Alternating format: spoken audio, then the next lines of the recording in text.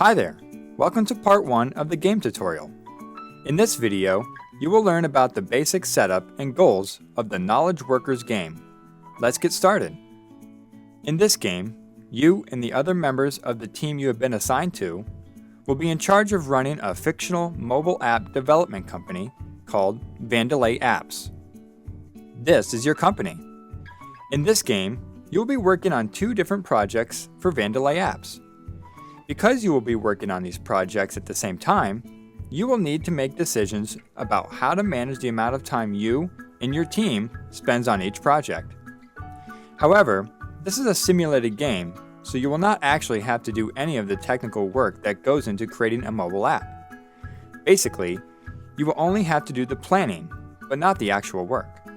For example, you may need to figure out as a team who will work on which projects, what roles each of you will fill on each project, and how much time you all want to spend on each project.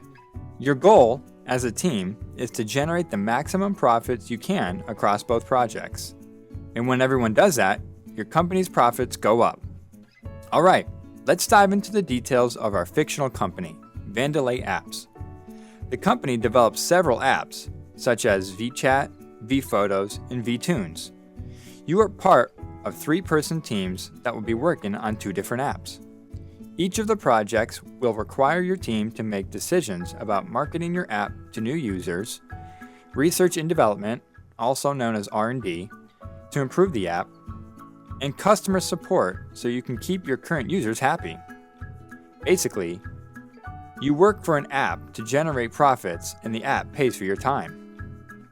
I want to emphasize again that you won't be doing any of the technical work that is normally required to manage these mobile apps. The work will be simulated based on how you and your team decide to manage your time. So I mentioned earlier that your goal is to generate as much in revenue as possible. But how does one generate revenue in this game? Profits are directly influenced by 3 tasks: app development, marketing, and customer support. Let's talk about each of these in a little more detail. First, we have app development. Dedicating time to app development builds your maximum user capacity. The more capacity you have, the more opportunities you have to generate revenue because your app can support more users. Basically, the more capacity, the more users your app can accommodate. Second, we have marketing. Dedicating time to marketing will help create demand for your app. As you generate demand, the game converts this into active users, which brings in money for your company. Capacity and marketing go hand in hand. You can't create demand with marketing for an app that has low user capacity. It wouldn't be able to handle the influx of new customers. But on the other hand, you don't want your app's capacity to go unused. Third, we have customer support. When you first start out in the game, you won't have any users. But once you have made your first sales at the end of quarter 1, you will start having some active users. Dedicating time to customer support ensures that those users are happy and will keep using your app. But, as with the other 2 tasks discussed above, customer support must be considered alongside capacity and marketing. You will need to keep working on both to ensure that you continue to build more capacity and generating demand to get new users. So if you are able to align your work on app capacity with marketing support, your team will be able to generate a lot in revenue each quarter because each of these directly impacts profitability. Hence, these 3 tasks, app development, marketing, and support directly contribute to your profits. But of course, there are also other tasks that indirectly affect profits. First, you may want to invest time into R&D to improve your app development, marketing, or customer support process.